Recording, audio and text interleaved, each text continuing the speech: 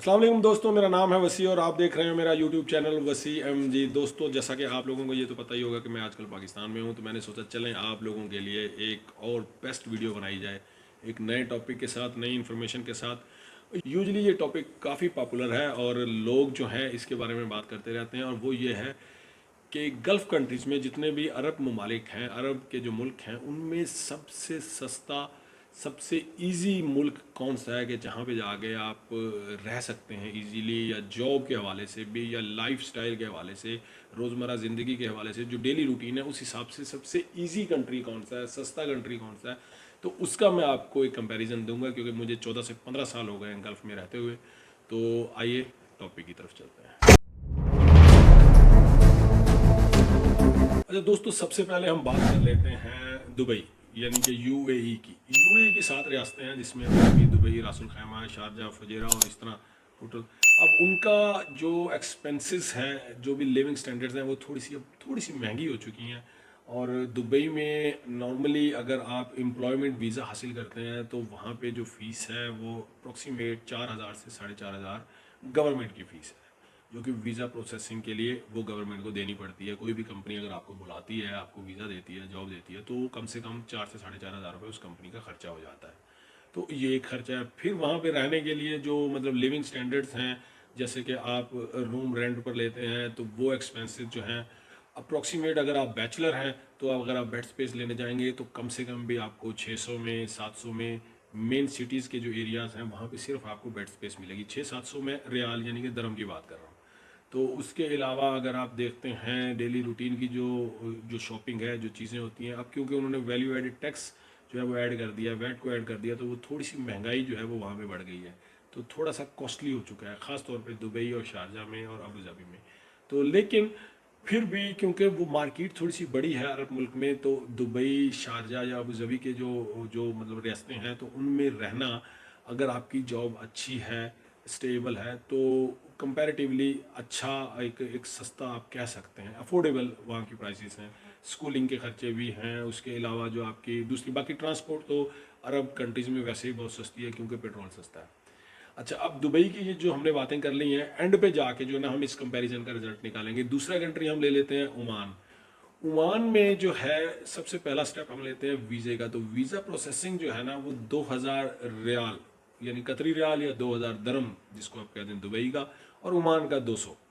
तो 200 जो है ना ओमानी रियाल में आपका टोटल वीज़ा हो जाता है, एम्प्लॉयमेंट आईडी जिसको बोलते हैं। अगर आपकी जॉब वहाँ लग गई है और आप किसी भी कंपनी में हैं, तो वो गवर्नमेंट का जो खर्चा है वो एक साल का अप्रोक्सीमेट 2000 के करीब है। तो आप वहाँ पे मतलब रहते हैं, तो वो बनस्बतन सिर्फ ओमान में जो मस्कत है वो थोड़ा सा महंगा है, लेकिन मस्कत के अलावा जो सिटीज़ हैं, जैसे कि सलाला है या अदन है, या और जो भी छोटे उनके सिटीज़ हैं, वहाँ पे जो है बहुत अफोर्डेबल प्राइसेस हैं। वहाँ पे लिविंग स्टैंडर्ड, वहाँ पे टैक्सेशन का भी अभी इतना वो नहीं है। तो एक टूरिज्म प्लेस भी है, तो इसलिए भी थोड़ा सा चीप है।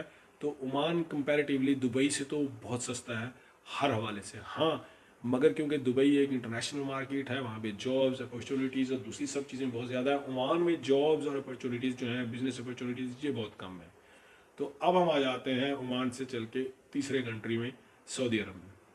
सऊदी अरब में सबसे पहला स्टेप वही जो हम डिस्कस करते हैं कि वीज़े का खर्चा क्या है। तो आप हैरान होंगे कि कम से कम भी 13,000 से लेकर 14,000 के दरमियान गवर्नमेंट की फीसेज हैं एक वीज़े पे। तो 13 से 14 हज़ार रियाल जो है, या दरम समझ लें दुबई का जो इक्वल मैं बता रहा हूँ, या कतरी रियाल समझ लें, तो 13 से 14 हज़ार बहुत बड़ी रकम है। 13 से 14 हज़ार में अगर हम कंपेयर करें ओमान को, तो यहाँ पे 6 लोगों का वीज़ा प्रोसेस हो जाता है, जबकि सऊदी अरब में सिर्फ एक आदमी का वीज़ा प्रोसेस होता है।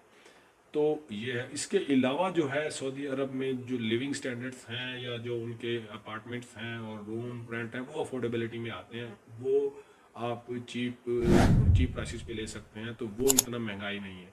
खास तौर पे जो रिमोट एरियाज़ हैं, जो कि उनके छोटे छोटे शहर हैं, उसमें तो बिल्कुल नहीं है। बड़े एरिया आप ले लें, जद्दा ले लें, या रियाज ले लें, या दमाम, तो इन शहरों में थोड़ा सा कॉस्टली ज़रूर है।